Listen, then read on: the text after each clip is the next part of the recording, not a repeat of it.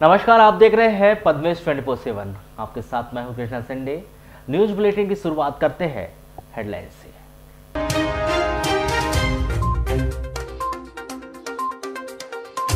सम्राट सिंह सरस्वार बने जिला पंचायत अध्यक्ष और राजा लिल्लारे के सर पर उपाध्यक्ष का ताज।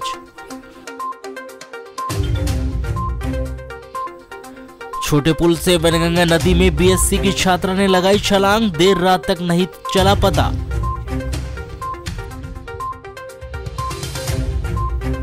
वाराणसी नगर पालिका में अध्यक्ष पद को लेकर शुरू हुआ काउंटडाउन, निर्वाचन की तारीख का इंतजार।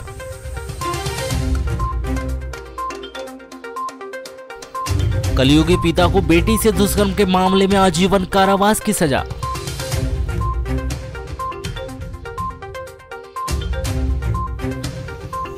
शहीद सप्ताह के दौरान नक्सलियों ने दर्ज कराई अपनी उपस्थिति, जंगल में लगाए बैनर पोस्टर।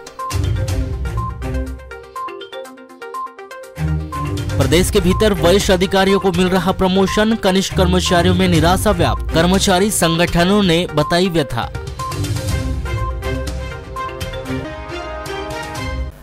एक नाबालिग लड़की के साथ दुष्कर्म करने के आरोप में इसी लड़की के कलयुगी पिता को आजीवन कारावास और 3000 रुपए के अर्थदंड से दंडित किया गया है। यह सजा बैयर के विद्वान पास्को एक्ट के विशेष न्यायाधीश भूभास्कर यादव की बैयर की विद्वान अदालत ने सुनाया है। अभियोजन के अनुसार पीड़ित 16 वर्षीय बालिका की मां की मृत्यु हो जाने के बाद उसके पिता ने दूसरी शादी की थी। दूसरी शादी के 2 बच्चे, उसके बाद दूसरी मां की भी मृत्यु हो गई। पीड़िता अपने पिता और बहनों के साथ निवास करती थी। पीड़िता का पिता हमाली का काम करके शराब के नशे में दिन रात रहता था। सन 2018 की दीपावली के आसपास पीड़िता बालिका अपने घर में सोई थी। उस समय उसके पिता ने उसके साथ जबरदस्ती दुष्कर्म किया। लड़की के द्वारा की गई रिपोर्ट पर उसके पिता के विरुद्ध धारा 376, 506 बी भारतीय दंड संहिता और धारा 4/6 पास्को एक्ट के तहत अपराध दर्ज किया गया था। इस अपराध में इस आरोपी को गिरफ्तार करने के बाद विद्वान अदालत में अभियोग पत्र पेश किया गया था। इस मामले में शासन की ओर से विशेष लोक अभियोजक अशोक बापट के द्वारा पैरवी की गई थी। जिले के हट्टा थाना क्षेत्र के अंतर्गत आने वाले ग्राम मटका मंडई में अपने ससुराल आए एक व्यक्ति की लाश कुएं से बरामद की गई है। मृतक सहजलाल कोकोटे 30 वर्ष, ग्राम बोरी, थाना नवेगांव, बालाघाट निवासी है। इस व्यक्ति की कुएं में गिरने से मौत होने की संभावना व्यक्त की जा रही है। सहजलाल अपने ससुराल मटका मंडई में ही खेती मजदूरी करता था। 28 जुलाई की शाम को सहजलाल खेत से घर आया और पानी के लिए रस्सा बाल्टी लेकर अपने पड़ोस के कुएं की तरफ चला गया था, जो वापस घर नहीं लौटा। शाम को सहजलाल के घर में नहीं दिखाई देने पर उसकी खोजबीन की गई। घर में बाल्टी भी नहीं थी, तब वह कुएं की तरफ जाकर देखा गया तो कुएं के पास रस्सा बाल्टी रखी हुई थी और कुएं में झाँक कर देखने पर कुएं के अंदर सहजलाल की लाश पड़ी हुई थी। संभवतः सहजलाल इस कुएं में फिसलकर गिर जाने से उसकी मौत हुई होगी। लालबरा मुख्यालय से लगभग 10 किलोमीटर दूर ग्राम पंचायत धारावासी के अंतर्गत आने वाली ग्राम मानूटोला निवासी 38 वर्षीय परमानंद करपेती का 29 जुलाई को दोपहर 1 बजे पुलिस ने चावरपानी आमा नाला तालाब से शव बरामद किया है। प्राप्त जानकारी के अनुसार मानूटोला धारावासी निवासी 38 वर्षीय व्यक्ति कृषि कार्य करता है और 26 जुलाई को खरीफ धान की रोपाई कार्य संपन्न होने के बाद 28 जुलाई को सुबह वह 10 बजे मवेशी चराने के लिए चावरपानी के आमा नाला तालाब की ओर गया था। दोपहर में मवेशी घर आ गए, परंतु देर शाम तक घर परमानंद वापस नहीं आया। उसके आसपास वो रिश्तेदारी में पतासाजी की गई, परंतु उसका कहीं भी कुछ पता नहीं चल पाया। जिसके बाद 29 जुलाई की सुबह 9 बजे ग्रामीणजनों को चावरपानी तालाब में एक व्यक्ति की लाश उतराते हुए दिखाई दी, जिसकी जानकारी मानूटोला के ग्रामीणजनों, परमानंद के परिवार वालों व पुलिस को दी गई। जिसके बाद पुलिस चावरपानी तालाब पहुंचकर ग्रामीणजनों की मदद से शव को तालाब से बाहर निकालकर एवं आवश्यक कार्रवाई कर लालबरा सामुदायिक स्वास्थ्य केंद्र लाया गया। हो सकता है बैल धुलते धालते में उसका पैर फिसल गया होगा या फिर बैल फंस गए होंगे, घाटा में रहे होंगे। तालाब में डूबने से ही मौत हुई ना? जी, तालाब में डूबने से मृत्यु हुई। वो किसान थे, बैल चराने गए थे। कब गए थे? ये लगभग सुबह 9-10 बजे लगभग। ठीक जी। तो जानकारी कैसे लगी कि तालाब में? जानकारी मुझे कोटवार के माध्यम से लगी। कोटवार ने मुझे सूचना दी और बताया कि यहाँ ऐसी घटना हुई। बैल चराने गए थे, बैल चराती उन्हें धुल धाल किए, धुलते समय उनकी पैर फिसला और ये हादसा हुआ। थाना प्रभारी अमित भावसार ने बताया कि मानूटोला निवासी 38 वर्षीय परमानंद करपेती 28 जुलाई को मवेशी चराने के लिए गया था, परंतु वापस घर नहीं आया। जिसकी लाश चावरपानी तालाब से 29 जुलाई को बरामद की गई और प्रथम दृष्टया लग रहा है कि मवेशी धुलने के दौरान गहरे पानी में जाने से उसकी मौत हो गई होगी एवं मार्ग कायम कर मामले की जांच की जा रही है। नगर के समीप वैनगंगा नदी के छोटे पुल पर उस समय सनसनी फैल गई जब एक छात्रा ने छोटे पुल से नदी में छलांग लगा दी और छात्रा देखते ही देखते नदी के बहाव में बह गई। यह घटना 29 जुलाई को करीब 12:45 पर घटित हुई। इस छात्रा ने अपना स्कूल का बैग और मोबाइल पुल के ऊपर रखकर नदी में छलांग लगाया। यह छात्रा रुचि पिता नंद किशोर उइके के 20 वर्ष लुक्कोटोला ग्राम नरोड़ी कोचेवाई वारासुनी निवासी है, जो वारासुनी कॉलेज की BSc द्वितीय वर्ष में पढ़ाई करती थी। इसके अलावा सूचना मिलते ही कोतवाली पुलिस के अलावा गोताखोरों ने नदी में एक छात्रा की खोज शुरू कर दी है। प्राप्त जानकारी के अनुसार 29 जुलाई को 12:45 पर करीब एक लड़की वैनगंगा नदी के छोटे पुलिया पर पहुंची और इस लड़की ने अपना बैग पुलिया के ऊपर रखकर एकाएक नदी में छलांग लगा दी और नदी में छलांग लगाने के साथ ही लड़की पानी के तेज बहाव में बह गई। इस लड़की को नदी में छलांग लगाते हुए बड़े पुल से गुजर रहे एक मोटरसाइकिल सवार ने देखा और उसने तुरंत ही 100 डायल को सूचना दी। सूचना मिलते ही डायल 100 के कर्मचारी तुरंत ही वैनगंगा नदी के छोटे पुल पर पहुंचे तो देखा कि पुलिया के ऊपर एक बैग और मोबाइल पड़ा था। मोबाइल लॉक था। बैग के अंदर मिले कुछ शैक्षणिक दस्तावेजों में लड़की का नाम कुमारी रुचि पिता नंद किशोर उइके एवं एडमिट कार्ड में regional centre number code Chhindwara 15, जिसमें यह छात्रा शंकर साव पटेल कॉलेज वारासुनी की होना पाई गई। वहीं BSc द्वितीय वर्ष की वह छात्रा थी। इस घटना के कुछ देर बाद इस छात्रा के मोबाइल से कुछ परिवार के कॉल आने पर उन्हें इस छात्रा के द्वारा नदी में छलांग लगाए जाने के संबंध में जानकारी दी गई। 100 डायल की सूचना पर कोतवाली पुलिस के अलावा होमगार्ड के गोताखोरों के द्वारा वैनगंगा नदी में इस छात्रा की खोजबीन शुरू कर दी गई। जानकारी मिलने पर छात्रा रुचि के परिवार के लोग वैनगंगा नदी पहुंचे। बताया गया कि रुचि उइके के अपने माता पिता की इकलौती वह बेटी थी, जिसके परिवार में 2 भाई और माता पिता है। पिता नंद किशोर उइके ग्राम बुदबुदा में शिक्षक है और मां कस्तूरा उइके वन विभाग कटंगी में फॉरेस्ट गार्ड के पद पर पदस्थ है। सभी लोग कटंगी में ही रहते हैं और अपने पैतृक गांव समय समय पर आना जाना करते हैं। गांव में रुचि उइके के दादा दादी रहते हैं। रुचि उइके वारासुनी कॉलेज में BSc द्वितीय वर्ष की छात्रा थी। उसने हाल ही में पॉलिटेक्निक सिविल में कंप्लीट किया था।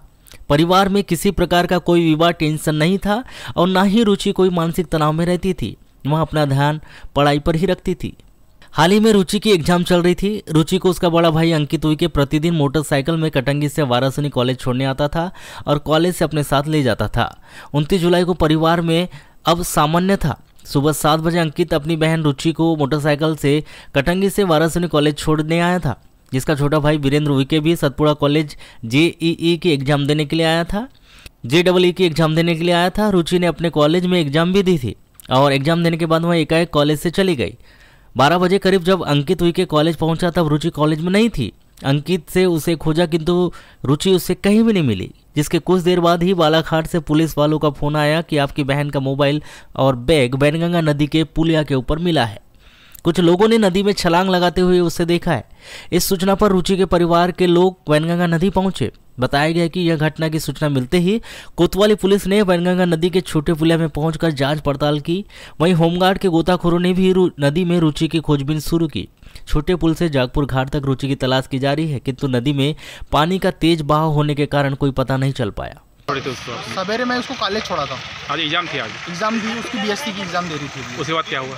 उसके बाद वो फिर मैं कॉलेज पहुंचा तो उसको पता ही नहीं चला। मतलब वहाँ फ़ोन आया पुलिस वाले भैया का। हाँ। तो बोले कि आपकी सिस्टर यहाँ पहुंच गई है और यहाँ उसका बेबी सब है। तो और हम यहाँ पे आ गए। तो अभी बॉडी नहीं मिली? अभी बॉडी का पता नहीं चला है। क्यों ऐसा कुछ क्यों लगा? ये सुसाइड केस मान रहे हैं अपन? जानकारी नहीं है अभी। कोई पारिवारिक या फिर पारिवारिक ऐसा कुछ भी नहीं था। कोई पढ़ाई में टेंशन वगैरह? पढ़ाई वढ़ाई का भी कोई टेंशन नहीं था। परिवार के लोग क्या करते हैं? परिवार के लोग पापा टीचर है और मम्मी फॉरेस्ट गार्ड। ऐसा कुछ समझ नहीं आया जैसे कि लड़की कुछ अपसेट रही होगी? अपसेट तो नहीं लग रहा था, बढ़िया ही थी। पेपर देने भी अच्छे से आई वो, बढ़िया पेपर दी। और उसको 2 दिन से मैं ही ला रहा था उनको एग्ज़ाम दिलाने और मैं ही लेके जाता हूँ एग्ज़ाम दिलाने उसको। नक्सलियों के द्वारा 28 जुलाई से 3 अगस्त के दौरान हर वर्ष की तरह इस वर्ष भी अपने मरे हुए साथियों की याद में शहीद सप्ताह मनाया जा रहा है। इस दौरान नक्सलियों के द्वारा बालाघाट जिले में भी अपनी आमद और उपस्थिति दर्ज करने के लिए बैनर्स और पोस्टर्स जंगलों में लगाए जाते हैं। इसी कड़ी में शुक्रवार को बालाघाट जिला पुलिस के द्वारा जिला मुख्यालय पर रोड पर स्थित सोनेवाली पुलिस चौकी से 1 किलोमीटर दूर डोकरी घाट पर पेड़ से लगाए बैनर और पर्चियां जब्त की गई है। बालाघाट रेंज के आईजी संजय कुमार सिंह ने बताया कि नक्सलियों के द्वारा शहीद सप्ताह मनाया जा रहा है। इस दौरान उनके द्वारा इस तरह बैनर और पोस्टर लगाए जाते हैं और इसी कड़ी में यह बैनर पोस्टर लगाए गए हैं। इस सप्ताह को देखते हुए पुलिस के द्वारा पहले ही सर्चिंग बढ़ा दी गई है, सतर्कता बढ़ती जा रही है। 2 दिन बाद आने वाले अगस्त माह को लेकर जिलेवासियों के लिए अच्छी खबर यह है कि अगस्त माह में दक्षिण पूर्व मध्य रेलवे नागपुर मंडल के द्वारा गोंदिया से कटंगी और कटंगी से गोंदिया के बीच 2 नई लोकल ट्रेनें चलाने का फैसला किया गया है।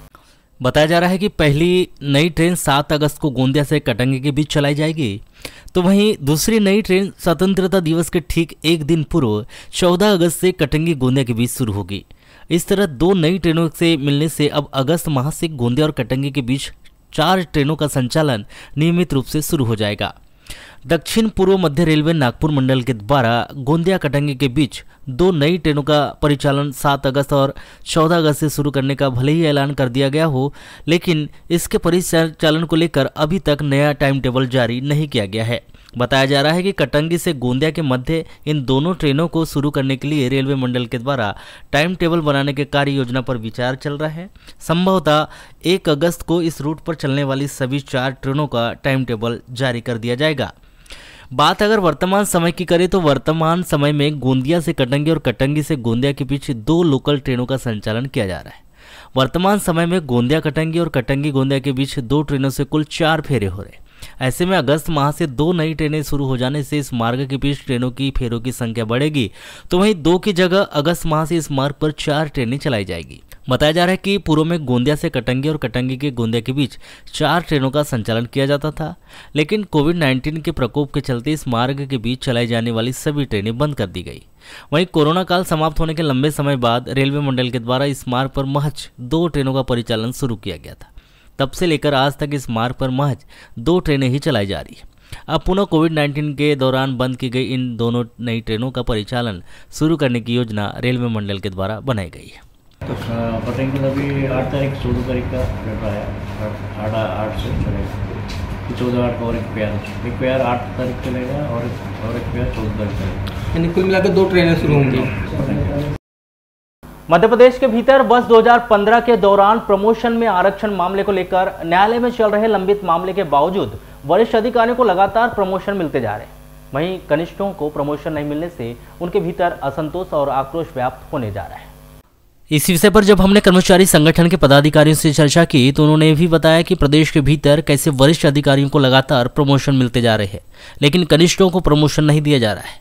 मध्य प्रदेश लघु वेतन कर्मचारी संघ के जिला अध्यक्ष संतोष प्रधान बताते हैं कि मध्य प्रदेश के भीतर छोटे कर्मचारियों के साथ बड़ी विडंबना सामने आ रही है। पदोन्नति का निर्णय हाईकोर्ट में लंबित है। ऐसे में शासन एक कमेटी तैयार कर छोटे कर्मचारियों को प्रमोशन दे सकती है। यह बाकायदा से कोर्ट के आदेश में भी मेंशन किया गया है। प्रमोशन नहीं मिलने की वजह से कर्मचारी को पदोन्नति का लाभ के साथ साथ वेतन वृद्धि और पेंशन में भी नुकसान हो रहा है। छोटे कर्मचारी के साथ बड़ी विडंबना की बात है। राज्य शासन क्या हुआ है, हाई कोर्ट में अभी हमारे पदोन्नति का निर्णय हाई कोर्ट ने वहाँ पर चालू है, तो राज्य शासन क्या एक समिति गठित करके छोटे कर्मचारियों को पदोन्नति कर सकती है। हाई कोर्ट ने राज्य शासन के ऊपर निर्णय दे दिया है कि राज्य शासन अपना निर्णय ले सकती है। तो क्या है, छोटे कर्मचारी को पदोन्नति होने से क्या है, पेंशन में भी नुकसान हो रहा है, वेतनमान में भी नुकसान हो रहा है। अगर राज्य शासन पदोन्नति नहीं करती तो हम लघु वेतन कर्मचारी संघ आगामी आंदोलन में उग्र आंदोलन करेंगे। मध्य प्रदेश कर्मचारी अधिकारी संगठन के संयुक्त मोर्चा के जिला अध्यक्ष सजय मस्की भी बताते हैं कि इस मामले को लेकर 1 वर्ष पहले 6 सूत्रीय मांगों का ज्ञापन सौंपा गया था, जिस पर मुख्यमंत्री शिवराज सिंह चौहान के द्वारा 5 मंत्रियों के एक समूह का गठन किया गया था, जिसकी 4 बैठकें भी हो चुकी है, लेकिन उसके बाद भी कोई बड़ा निर्णय नहीं आया। 7 वर्ष से कर्मचारी का कोई पदोन्नति नहीं हुई है, जिस कारण कर्मचारियों में आक्रोश के साथ साथ निराशा भी व्याप्त है।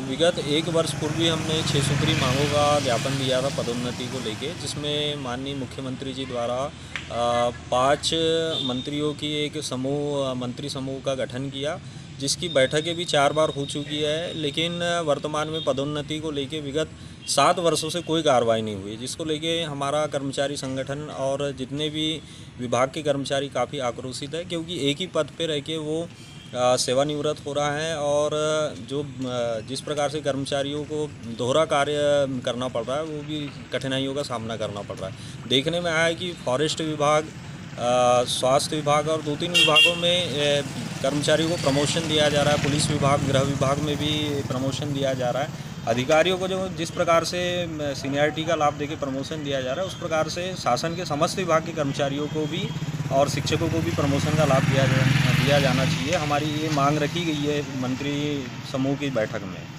अच्छा, क्या लग रहा है कि क्यों नहीं दे पा रहे हैं?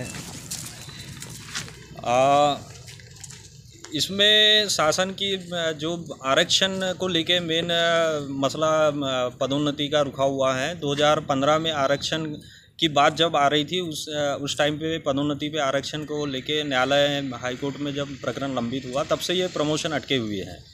तो बड़े अधिकारियों को क्यों दिया जा रहा है? ये तो शासन स्तर पे एक दोहरी पॉलिसी समझ में आ रही है हमको, क्योंकि बड़े अधिकारियों को वरिष्ठता का। जिला अध्यक्ष सजल मस्की बताते हैं कि स्वास्थ्य विभाग, पुलिस विभाग, वन विभाग में लगातार अधिकारियों को प्रमोशन मिल रहा है। जिस तरह इन विभागों में अधिकारियों को प्रमोशन का लाभ मिल रहा है, वैसे ही सभी विभागों में कर्मचारियों को भी प्रमोशन का लाभ मिले। इसी मांग को लेकर लगातार कर्मचारी संगठन संघर्षरत है। ये तो शासन स्तर पे एक दोहरी पॉलिसी समझ में आ रही है हमको, क्योंकि बड़े अधिकारियों को वरिष्ठता का लाभ दिया जा रहा है और पदोन्नति भी दिया जा रहा है। और कर्मचारियों का एक बड़ा अमला काम करता है छोटे कर्मचारी लेवल पर तृतीय वर्ग में, और इसको देने के बाद कर्मचारियों को उच्च पद पे प्रभार देने के साथ साथ उसके दायित्व का भी निर्वहन करने का एक आदेश होता है। इसीलिए एक बड़ी संख्या, इसलिए शायद इसी कारण शासन विचारार्थ है भी। क्या रणनीति बनाई जा रही है अभी? रणनीति हमारी अगस्त माह से बड़े आंदोलन की तैयारी में, जैसे पुरानी पेंशन और पदोन्नति दोनों के लिए हम लोग बड़ा आंदोलन की तैयारी में हैं। सिवनी में त्रिस्तरीय पंचायत चुनाव संपन्न होने के साथ ही परिणाम घोषित होने के बाद अब सबकी निगाहें नगर सरकार अर्थात नगर पालिका में किसकी सरकार बनेगी इस बात पर लग गई है। सभी लोग यह जानना चाहते हैं कि जिले की सभी नगर पालिका व नगर परिषद में किसकी सत्ता काबिज होगी। निर्वाचन अधिकारियों के द्वारा अध्यक्ष उपाध्यक्ष निर्वाचन की तैयारियां पूरी कर ली गई है, लेकिन जिला प्रशासन की ओर से अभी उन्हें कोई आदेश नहीं मिला है। इसी तारतम्य में बारासिवनी नगर पालिका के लिए नगरवासियों के मन में उत्सुकता है कि उनका आगामी अध्यक्ष कौन बनेगा। बारासिवनी नगर पालिका परिषद का अध्यक्ष पद अनारक्षित महिला के लिए आरक्षित है। हालांकि इस नगर पालिका में क्षेत्रीय विधायक प्रदीप जायसवाल के निर्दलीय पार्षदों का दबदबा रहा है, जिन्होंने 15 वार्डों में से 10 वार्डों में जीत दर्ज कर यह जता दिया कि क्षेत्रीय विधायक प्रदीप जायसवाल क्या रसूख रखते हैं। हालांकि भारतीय जनता पार्टी के भी 5 पार्षदों ने जीत दर्ज की है, वहीं कांग्रेस का खाता तक नहीं खुला। इस हिसाब से यह माना जा रहा है कि विधायक जायसवाल जिस भी महिला पार्षद के सर पर हाथ रखेंगे वहीं बारासिवनी नगर पालिका की 17वीं अध्यक्ष होगी। आपको बताएं कि निर्दलीय प्रत्याशियों में 4 महिला प्रत्याशियों ने जीत दर्ज की है। सभी 4 महिला नवनिर्वाचित पार्षद है, जिसमें प्रीति संतोष शिव, डॉली विक्की एडे, सरिता मनोज दांद्रे, मधु सुनील जायसवाल का नाम शामिल है। इस संबंध में क्षेत्रीय विधायक प्रदीप जायसवाल के नगरपालिका चुनाव के संचालक शैलेंद्र तिवारी ने बताया कि सभी 10 हमारे निर्दलीय पार्षदों ने विधायक श्री जायसवाल के नाम पर चुनाव लड़ा है। सभी नवनिर्वाचित पार्षदों का कहना है कि जो श्री जायसवाल अध्यक्ष पद व उपाध्यक्ष पद के लिए नाम तय करेंगे, हमारा मत उन्हें ही जाएगा। वहीं इस संबंध में भारतीय जनता पार्टी बारासिवनी के नगर मंडल अध्यक्ष दीप चौहान ने अपनी प्रतिक्रिया व्यक्त करते हुए बताया कि भारतीय जनता पार्टी को नगरपालिका चुनाव में जो जनादेश नगर की जनता ने दिया है वो सिरोधार्य है। हम लोग सभी वरिष्ठ भाजपाइयों के साथ मिलकर रणनीति बना रहे हैं। हम भी मुस्तैदी के साथ अध्यक्ष व उपाध्यक्ष के होने वाले निर्वाचन चुनाव में उतरेंगे। प्रत्याशी कौन होगा यह पार्टी के वरिष्ठ ही तय करेंगे।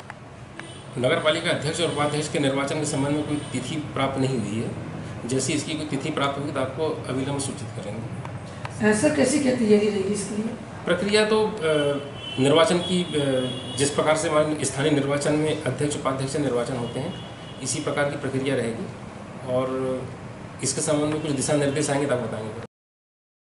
नगर के डेंजर रोड पर बाईपास बनाने की तमाम अटकलें दूर हुए लंबा समय बीत चुका, बावजूद इसके कि डेंजर रोड पर बाईपास बनाने का सपना अब भी अधूरा है, जो तय समय पर पूरा होना नामुमकिन सा नजर आ रहा है। नगरवासियों को बाईपास के लिए लंबे समय तक का इंतजार करना पड़ सकता है, क्योंकि आपत्तियों के चलते बाईपास निर्माण का कार्य करीब 2 वर्ष बीत जाने के बाद भी पूरा नहीं हो पाया है। बारिश के चलते लंबे समय से बाईपास निर्माण का कार्य बंद पड़ा है। ऐसे में अब 2023 तक नगरवासियों को बाईपास की सौगात मिलने के आसार नजर आ रहे हैं, क्योंकि बाईपास निर्माण के लिए सड़क किनारे लगे 450 पेड़ काटने के बाद अब सड़क चौड़ीकरण सहित अन्य कार्य अधूरे पड़े। तो यही बनाई जा रही सड़क पहली ही बारिश में उखड़ती भी नजर आ रही है। इसके अलावा हाल ही में बनाई गई पुलिया का बेस भी पहली बारिश में टूट चुका है। ऐसे में इस कार्य की गुणवत्ता पर सवाल उठने लगे, जिसको लेकर आम राहगीरों ने अपनी नाराजगी भी जताते हुए गुणवत्ता के साथ कार्य में गति लाने और जल्द से जल्द बाईपास निर्माण कार्य का पूरा कर इस मार्ग से बड़े वाहनों की आवाजाही शुरू कराने की मांग की गई। बाईपास के विकल्प में रूप में करीब 4 करोड़ रुपए की लागत से डेंजर रोड सड़क का चौड़ीकरण कार्य किया जा रहा है। चौड़ीकरण के तहत 5.30 मीटर में सड़क का डामरीकरण किया जाना है, वही 1.5 मीटर के साइड शोल्डर बनाए जा रहे हैं। इस तरह कुल 8.30 मीटर चौड़ी सड़क का निर्माण कार्य किया जाना है। बताया जा रहा है कि वनगंगा नदी के बड़े पुल से लेकर जागपुर घाट तक करीब 3.20 किलोमीटर लंबी सड़क का निर्माण कार्य किया जाएगा। इस कार्य में पूर्ण होने के बाद नवेगांव से वाहन सीधे वनगंगा नदी के बड़े पुल पर निकलेंगे, जिससे शहरी क्षेत्र के अंदर प्रवेश करने वाले वाहनों की धमाचौकड़ी कम हो सकेगी और यातायात भी व्यवस्थित हो सकेगा। लेकिन कार्य की धीमी रफ्तार के कारण इसलिए जिले वासियों को और इंतजार करना पड़ेगा और यहाँ पूरी प्रक्रिया दिसंबर 2022 तक पूरी होना नामुमकिन लग रहा है। अभी तो रोड बन रही है, इसका मतलब बरसात है ना जी। क्वालिटी कैसी है अभी? क्वालिटी तो अभी तो बन रही है, तो खचड़ खुचड़ है अभी। और पुल पुलिया का जो निर्माण किया गया है इसमें तो अपन को जानकारी इसका मिलेगा ज़्यादा। कैसी व्यवस्था होनी चाहिए आपके हिसाब से? तो चकाचक बनना चाहिए ना, रोड सब नाला ढोडे ठीक रहना चाहिए। हाँ, ठीक रहना चाहिए। क्या लगता है कि कितने कब तक काम चलेगा इसी, क्योंकि लंबे समय हो गए काम चालू हुए? ये भूतकाल से काम चालू होगा। तो अभी काम चालू है ना, अभी तक यानी कंप्लीट हो जाता। हाँ, बरसात के पहले। क्या लगता है ये साल भर में हो पाएगा? क्या मालूम, पानी आने के कारण है, अभी इसके लिए बंद है। डूंगलाई साइड में आए थे तुम? अब आगे जाके देखते हैं आगे और कैसा हालात है। यहाँ तो खराब ही मिल रहा है। क्या जो अभी नहीं बनी है रोड उसको देखे क्या? नई रोड यहाँ तक अच्छी दिखी, फिर ये गड्ढे समझ नहीं आ रहे हैं किस हिसाब से हैं। तो क्या लग रहा है कि पहली बारिश में ही खराब हो गई रोड? अभी तो और पानी आने का है, देखते हैं अब क्या होता है। रोड बचती नहीं बचती? नहीं, उम्मीदों के लायक बनी है कि नहीं रोड? क्योंकि नहीं लगता तो नहीं है। किस टाइप की बनना था, जैसे पहले बात कही जा रही थी, तो किस टाइप की बनना था? रोड में इम्प्रूवमेंट अच्छा होना चाहिए ताकि 2, 4, 5 साल चल जाए। ये 6 महीने वाला काम मजा नहीं आया। वहीं इस पूरे मामले को लेकर जब हमने पीडब्ल्यूडी के एसडीओ से संपर्क करना चाहा तो लाख जतन के बावजूद भी उनसे संपर्क नहीं हो पाया। जहां वे अपने कार्यालय में उपस्थित नहीं मिले तो वहीं पीडब्ल्यूडी एसडीओ मनीष ठाकुर से मोबाइल पर भी संपर्क करने का प्रयास किया गया, लेकिन उनसे संपर्क नहीं हो सका।